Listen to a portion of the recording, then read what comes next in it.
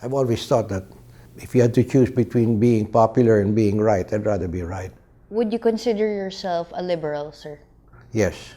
Would you support the legalization of divorce? Yes. The RH bill, for or against, sir? 4. Would you support a return to the death penalty? No. Would you support gay marriage?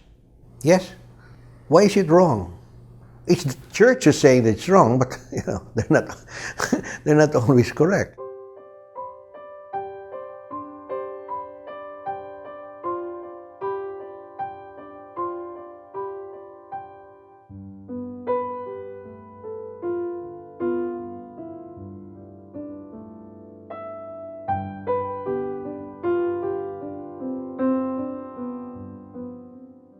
I am Serge Osmeña. I'm 72 years old, and I'm about to be a former senator.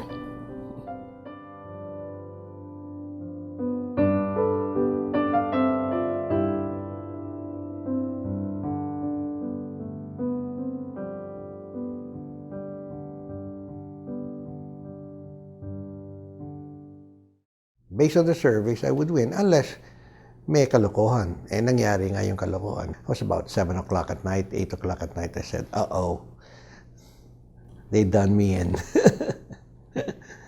If it can be proven that there was no cheating, I'll be the first one to say, okay, I lost. Okay lang. That's the way democracy is. You win, you lose. Don't take it personally, for goodness sake. The next day when I woke up, I felt good. And I said, now I can relax. I don't have to beat my brains out day in and day out. The Senate is an institution wherein the members can work or don't have to work. If you're elected, you're supposed to give it your all. And maybe I can say I tried to give it my all. You said on the record once during the election that the Aquino administration and President Aquino himself was incompetent. I said that? Yes, you did, sir. Can I do a Duterte and say I didn't say that? I did say that, yes. But I gave examples of problems that could never be resolved. It was one management disaster after another. And when Digong Duterte came in and said, I can fix all that, people believed him because he had done it in Davao. The whole country is hopeful that Mayor Duterte or President-elect Duterte will be able to resolve many of the problems that have been so intractable all these years. What I'm worried about is President Digong might not reach out enough beyond his immediate circle of Davao and Mindanao to pick the best and the brightest for the positions. He might limit himself to kung sinong kilala niya, sino nagiging roommate niya, sino nagiging kaklase niya, etc. So we would have the same Noynoy Aquino syndrome all over again.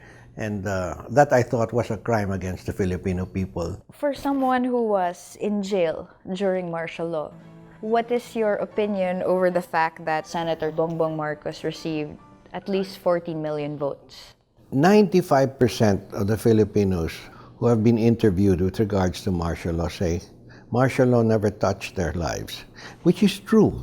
There were only a few, maybe 70,000, 100,000 people who were arrested, beaten up, tortured, killed, salvaged. The rest were not touched. So tama naman sila. It's the morality of the whole thing that is in question. I think the whole world acknowledges that Marcos is one of the worst plunderers in world history, no? As the philosopher George Santayana said, those who do not remember the lessons of the past are condemned to repeat them. And we should not repeat them. We would be awfully dumb if we were to repeat the same mistake. Does that make us awfully dumb? A few of us, yes.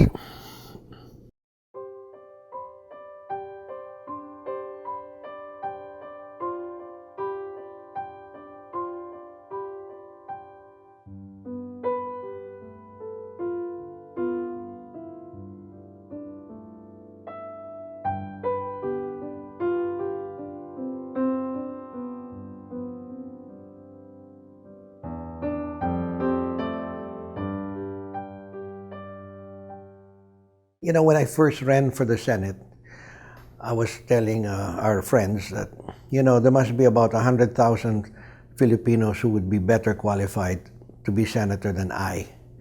But if I'm chosen, then I have to do the job. What about the 24 senators who will be sitting in the next Senate? Are they better qualified than Serge Osmeña? I think they all are. All, All. with no exceptions. No exceptions. The Senate as an institution will continue to do its job. You have to believe that the generation that is to come will be better than your generation. Was there much you were unable to accomplish? Oh, many things. I mean, we are a society that is quite imperfect, and I think we know that, but the thing is we don't know why. Will there be any emotion involved when you leave your office for the last time? I doubt it. I really do. Maybe you have to understand what I've been through. So I've been uprooted. I had a nice, comfortable job as a gentleman farmer, and then I was put in jail for 5 years. Then I had to undertake an escape. Then I had to live in exile for 14 years. So all of these things, this is nothing to me. I don't get emotionally attached or to a job or to a building or to an office or to a person. No. I knew that it would end. On June 30, it'll be a very normal day. I can come home and hit the books.